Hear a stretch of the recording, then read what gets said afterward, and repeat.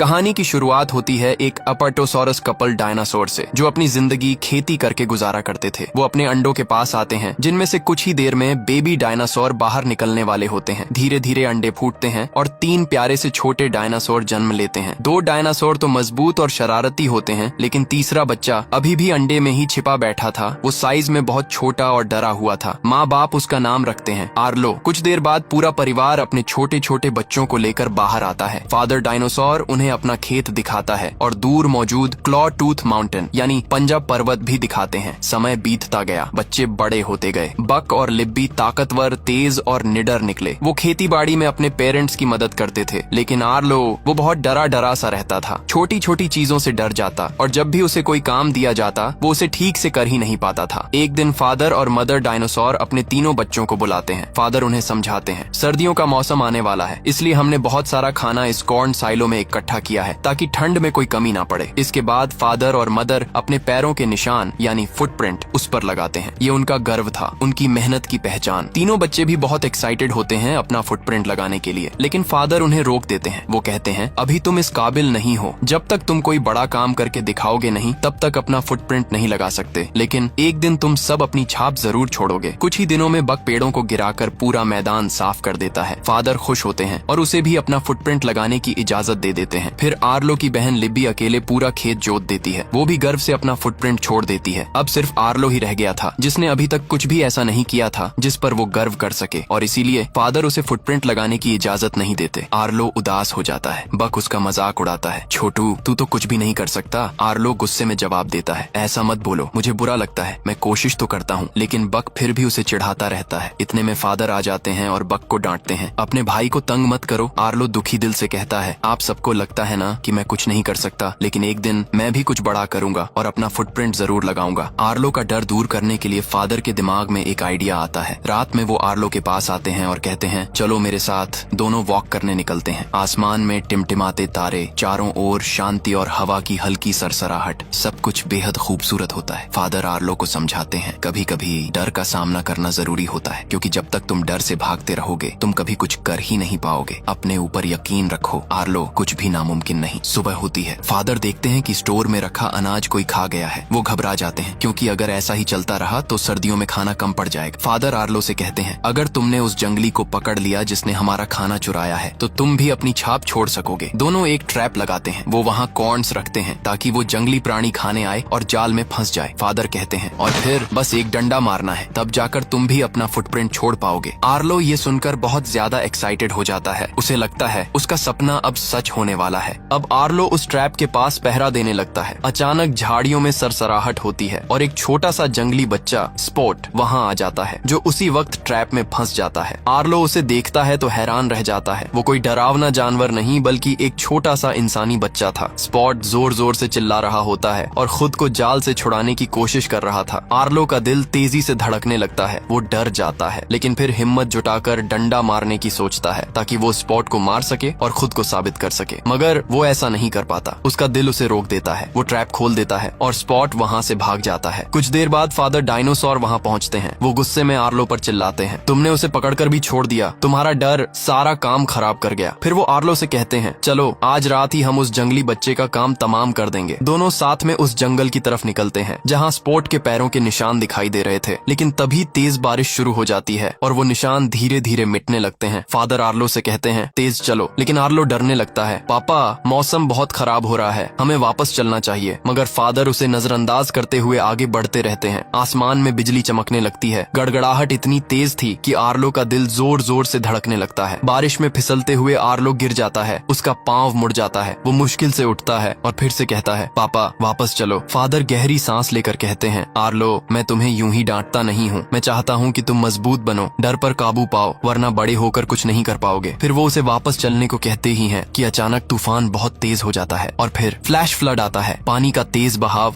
हर चीज को अपने साथ बहा ले जा रहा होता है। फादर आर्लो से चिल्लाकर कहते हैं, बेटा ऊपर चढ़ो जल्दी। वो अपनी गर्दन से आर्लो को ऊपर उछाल देते हैं। आर्लो किसी तरह सुरक्षित ऊंचाई पर पहुंच जाता है, लेकिन फादर खुद को बचा नहीं पाते। पानी का तेज बहाव उन्हें बहा ले जाता है। कुछ समय बाद आर्लो टूटे दिल के साथ घर लौटता है। अब जिम्मेदारी और काम दोनों बढ़ चुके थे, क्योंकि पिता अब नहीं रहे थे। आर्लो सबके साथ खेत में मेहनत करता है, लेकिन अंदर से वो बेहद उदास होता है। एक दिन जब वो स्टोर में कॉर्न रखने जाता है तो देखता है वही जंगली बच्चा स्पॉट फिर वहाँ आ गया है। आर्लो का गुस्सा फूट पड़ता है क्योंकि उसे लगता है स्पॉट की वजह से ही उसके पिता मरे हैं। वो स्पॉट को पकड़ने के लिए उसके पीछे भागता है और आखिर में उसे पकड़ भी लेता है, लेकिन उसी दौरान आर्लो फिसलकर नदी में गिर जाता है। तेज वेव उसे बहा ले जाती है। वो एक चट्टान से टकराकर बेहोश हो जाता है। जब आर्लो को होश आता है तो वो खुद को नदी किनारे अकेला पाता है। चारों ओर अजनबी इलाका, घना जंगल और वो पूरी तरह खो चुका था। अचानक उसकी नजर स्पॉट पर पड़ती है जो दूर खड़ा उसे देख रहा था। आर्लो नदी को देखता है और उसे अपने पिता की वो बात याद आती है, अगर कभी रास्ता भटक जाओ तो नदी को फॉलो करना, ये तुम्हें घर तक जरूर ले जाएगी। अब आर्लो नदी के किनारे किनारे चलने लगता है। लंबा सफर तय करने के बाद भूख से उसका बुरा हाल हो जाता है। उसी वक्त उसे ऊपर पेड़ पर जामुन जैसा एक फल नजर आता है। वो एक पत्थर पर पैर रखकर उसे तोड़ने की कोशिश करता है, लेकिन पत्थर फिसल जाता है और उसका पैर उसमें फंस जाता है। वो बहुत कोशिश करता है लेकिन पैर निकल नहीं पाता। सारा दिन गुजर जाता है, फिर रात हो जाती है। थका हुआ आर्लो वहीं सो जाता है। सुबह जब उसकी आंख खुलती है तो उसे एहसास होता है उसका पैर आजाद हो चुका है। वो नीचे देखता है, मिट्टी में छोटे छोटे पैरों के निशान हैं। आर्लो समझ जाता है ये स्पॉट के निशान हैं, यानी स्पॉट ने ही उसका पैर छुड़ाया था। पहली बार आर्लो को एहसास होता है जिस बच्चे को वो दुश्मन समझ रहा था वही उसकी मदद कर रहा था।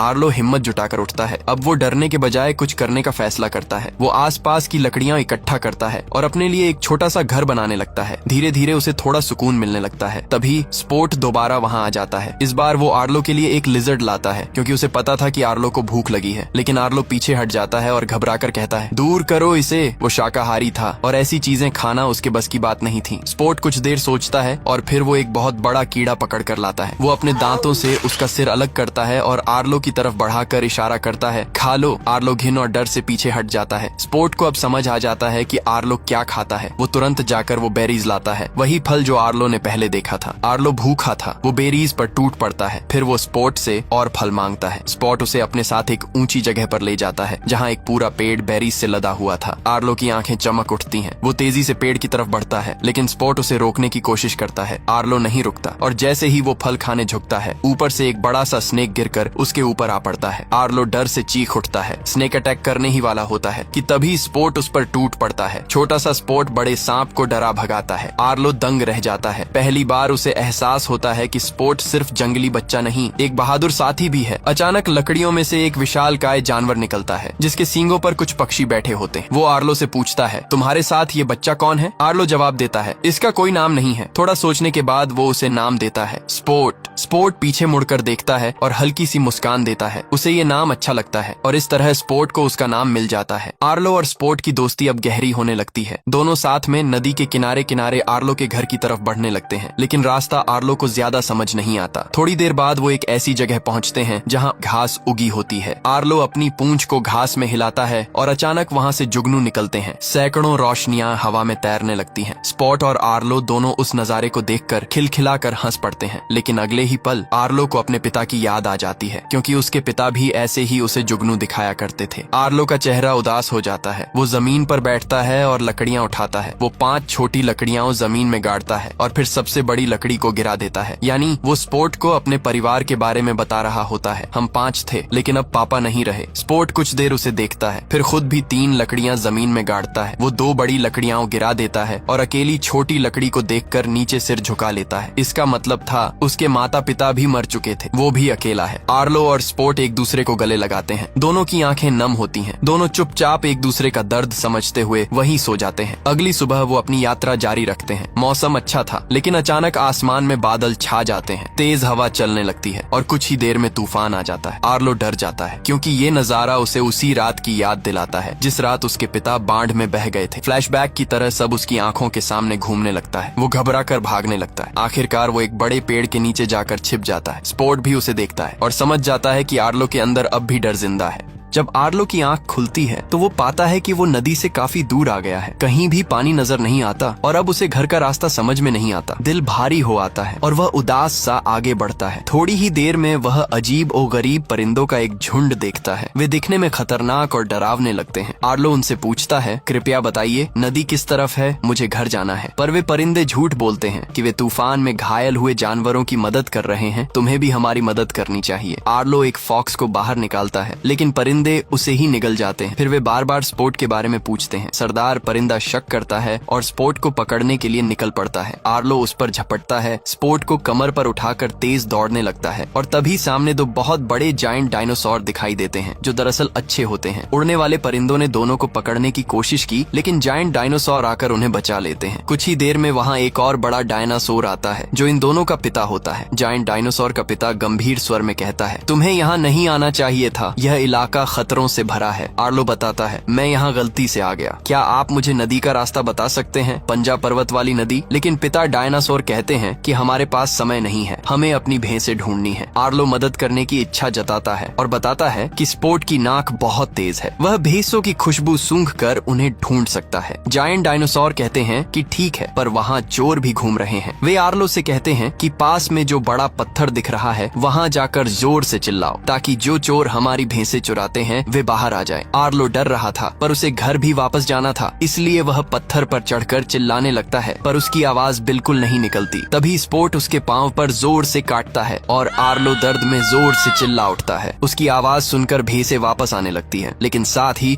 कुछ खौफनाक डायनासोर भी सामने आ खड़े होते हैं। वे असल में भैंस लुटेरे थे, वो हमला करने लगते हैं। तभी वे जायंट डायनासोर भी आ जाते हैं। लड़ते लड़ते एक भयंकर लड़ाई होती है। एक भैंस लुटेरा जायंट डायनासोर को गिरा देता है। आर्लो बिना सोचे समझे उन पर टूट पड़ता है और फाइनली चोर डरकर भाग जाते हैं। रात होते ही वे आग के चारों ओर बैठे होते हैं। आर्लो उन जायंट डायनासोर से पूछता है, आपके मुंह और पैरों पर ये निशान कैसे पड़े? जायंट डायनासोर का पिता बताता है, एक बार मगरमच्छों ने हम पर हमला किया था, मेरे मुंह को भी चोट लगी, पर मैंने हार नहीं मानी और लड़कर सबको हरा दिया। आर्लो कहता है, मेरे पिता भी बहुत ताकतवर थे, वे किसी से नहीं डरते थे। जायंट डायनासोर मुस्कुराते हुए कहते हैं, डर तो सभी को लगता है, डर तो नेचर का हिस्सा है, असल बात यह है कि तुम उसे कैसे संभालते हो। डर को अपने साथ रखो पर उसे तुम पर हावी मत होने दो। जब तुम सीख जाओगे कि दर्द और खतरे का सामना कैसे करना है, तुम खुद ब खुद मजबूत बन जाओगे। और फिर वे कहते हैं, सुबह हम दक्षिण की ओर निकलेंगे और तुम्हें तुम्हारे घर तक पहुंचा देंगे।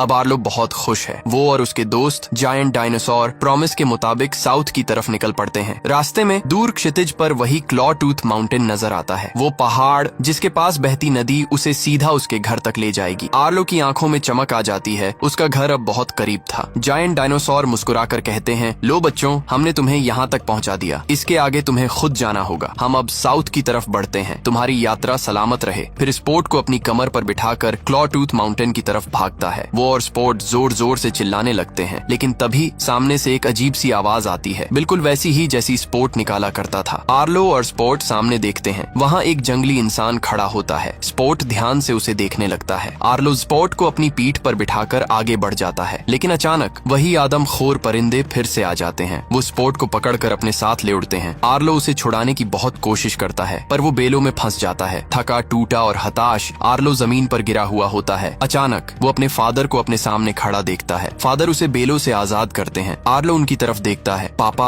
आप वापस आ गए, आप यहीं थे। लेकिन तभी आर्लो नोटिस करता है मिट्टी पर उसके कदमों के निशान तो हैं, पर पापा के नहीं। उसे एहसास होता है ये तो उसकी इमेजिनेशन थी। फादर की आवाज उसके जहन में गूंजती है, स्पोर्ट ने तुम्हारी जान बचाई थी, अब तेरी बारी है, उसे तुम्हारी जरूरत है। आर्लो की आंख खुलती है, वो बेलें तोड़ता है और परिंदों के पीछे भाग पड़ता है। वो जोर जोर से स्पोर्ट को पुकारता है। अंधेरे में स्पोर्ट की हल्की सी आवाज आती है। वो लकड़ी में छिपा होता है और परिंदे उस पर झपट रहे होते हैं। आर्लो जोर से दहाड़ता है। स्पॉट भी हिम्मत दिखाता है, एक परिंदे का पंख काट देता है। आर्लो एक लकड़ी उठाकर हमला करता है, परिंदे को गिरा देता है। लेकिन तभी आसमान में बादल गरजते हैं और फ्लड आ जाता है। तेज बहाव में पेड़, पत्थर, लकड़ियां सब बहते हुए आ रहे थे। आर्लो कुछ नहीं सोचता, वो नदी में कूद जाता है। वो स्पोर्ट को पकड़ लेता है और बड़ी मुश्किल से किनारे पर लेकर आता है। स्पोर्ट घायल है और आर्लो भी बुरी तरह चोटिल हो चुका था, लेकिन दोनों जिंदा हैं। अब वो वापस आगे बढ़ने लगते हैं। अब रास्ते में वही जंगली इंसान दोबारा नजर आता है। इस बार आर्लो उसे रोकता नहीं, वो स्पोर्ट को अपनी पूंछ से नीचे उतारता है। स्पॉट हिचकिचाते हुए उस आदमी के पास भागता है और देखता है वो उसका फादर है। उसकी मदर और भाई बहन भी वहाँ खड़े होते हैं। स्पॉट का फादर उसे गोद में उठा लेता है और उसे कसकर गले लगाता है। स्पॉट की आंखों में चमक और आर्लो की आंखों में नमी आ जाती है। स्पॉट मुड़कर आर्लो को देखता है। वो उसके पास आता है और उसकी पीठ पर चढ़ जाता है, मानो कह रहा हो मैं तुम्हें छोड़ना नहीं चाहता। आर्लो उसे धीरे से कहता है, नहीं नहीं स्पोर्ट, तुम्हारी जगह यहाँ है, तुम्हारे अपने लोगों के पास। तुम भी प्यार और केयर डिजर्व करते हो। दोनों एक दूसरे को उदासी भरी नजरों से देखते हैं। स्पोर्ट धीरे धीरे अपनी फैमिली की ओर लौट जाता है। आर्लो अब अकेला है, लेकिन पहले से कहीं मजबूत। वो घर की तरफ बढ़ता है और कुछ देर में उसे दूर से अपना घर दिखाई देता है। उसकी आंखों से आंसू बहने लगते हैं, पर इस बार ये आंसू कमजोरी के नहीं, खुशी के थे। उसकी मदर, बक और लिबी भागते हुए उसके पास आते हैं और पूरा परिवार एक जायंट हग करता है। और अब वो आखिरकार कौन साइलो पर अपना फुटप्रिंट लगा देता है। आर्लो और स्पोर्ट की ये कहानी हमें सिखाती है कि दोस्ती और हिम्मत हमें हर तूफान पार करा सकती है। अगर ये कहानी आपके दिल को छू गई हो तो चैनल को सब्सक्राइब करें और नीचे अपना प्यार जरूर छोड़ें।